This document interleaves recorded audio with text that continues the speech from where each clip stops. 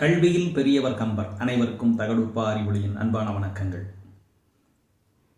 விஸ்வாமித்திரர் முன்னே செல்ல, ராமன் அடுத்து வர, பின்னால் இலக்குவன் வர, மூவரும் நடந்து சென்று சரையு ஆற்றை அடைந்தார்கள். ஆற்றின் கரையிலே நடந்தார்கள். மாலை நேரமாகிவிட்டது. விஸ்வாமித்திரர் கேட்க வந்தது காலையிலே. காலையிலிருந்து மதியம் முடிந்து இவர்கள் நடக்க தொடங்கி மாலை நேரமாகிவிட்டது. மாலையிலே இரவு தங்க வேண்டும் என்பதற்காக அங்கே இருந்த ஒரு சோலையை அடைந்தார்கள்.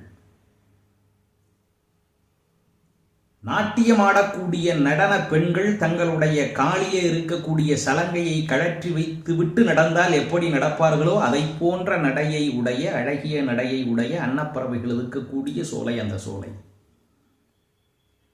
அது மட்டுமல்ல, உயர்ந்த கரும்புகள் விளைந்திருக்கின்றன. அந்த கரும்பிலே, கரும்பினுடைய மேலே இருக்கக்கூடிய தோகை இருக்கின்றதல்லவா, அதிலே பெரிய தேன் கூடுகள் கட்டி இருக்கின்றன. மாலை நேரம் காற்றடிக்கிறது. காற்றடிக்கின்ற பொழுது மேலே இருக்கக்கூடிய தோகைகள் ஒன்றோடு ஒன்று உரசுகின்றன. கட்டியே இருக்கக்கூடிய தேன் அடைகள் ஒன்றோடு ஒன்று உரசுகின்றன. அதனால் அதிலே இருந்து தேன் பொழிகிறது. அப்படி சொரிந்த தேன் தரையிலே விழுந்து ஆறாக ஓடி சரையிலே வந்து சேருகிறதா. தண்ணீர் வெள்ளம் அல்ல, தேன் வெள்ளம். அந்த அளவுக்கு வளமுடைய சரையு நதிக்கரையிலே இருந்த ஒரு சோலையிலே இவர்கள் மூவரும் தங்கினார்கள். மறுநாள் விடிந்தது. விடிந்த பிறகு இவர்கள் தங்களுடைய பயணத்தை தொடர்ந்தார்கள். சரையு ஆறு கங்கை நதியோடு சென்று சேரக்கூடிய இடத்தை அடைந்தார்கள். காலை நேரம். காலை நேரத்திலே கங்கை ஆற்றினுடைய கரையை இவர்கள் கடந்ததை கம்பக்குகின்றார். சூரியன், அந்த சூரியனுக்கு 7 குதிரைகள் பூட்டப்பட்ட தேரிலே தான் அவன் செல்வான். அது மட்டுமல்ல, அந்த தேரிலே இருக்கக்கூடியது ஒற்றை சக்கரம். பச்சை நிறத்தாலான 7 குதிரைகள் பூட்டப்பட்ட ஒற்றை சக்கரத்தை உடைய தேரிலே சூரியன் இந்த உலகத்தை வலம் வருவதாக ஒரு புராண கதை உண்டு. நாம் இதை கொஞ்சம் பொருத்தி பார்க்கலாம். ஒற்றை சக்கரம் என்பது ஒரு நாள். ஒரு நாள் எப்படி சுழன்று கொண்டே இரவு பகல் என்று மாறிக்கொண்டே இருக்கிறதோ அதை போல அந்த ஒற்றை சக்கரம் இருக்கும். 7 குதிரைகள் என்று உருவகப்படுத்தியது ஒரு வாரத்தினுடைய 7 நாட்களாக இருக்கலாம்.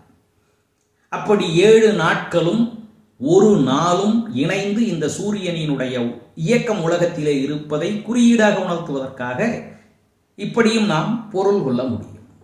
சரையு ஆற்றின் கரை வழியாக வந்து கங்கையோடு சரையு கலக்கக்கூடிய இடத்திலே இருந்து கங்கையை கடந்து அடுத்த நாள் விடியல் பொழுதிலே அவர்கள் ஒரு சோலையை அடைந்தார்கள். ராமன் அந்த சோலையை பார்த்தான். அந்த சோலை அற்புதமான ஒரு சோலையாக இருந்தது.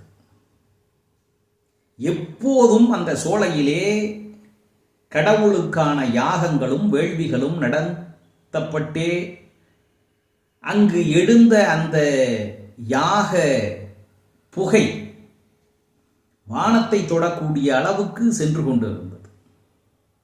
அப்படி சிறப்பு மிக்க அந்த ஒரு சோலையை பார்த்தவுடன் ராமன் விஸ்வாமித்திரரிடம் கேட்டான்,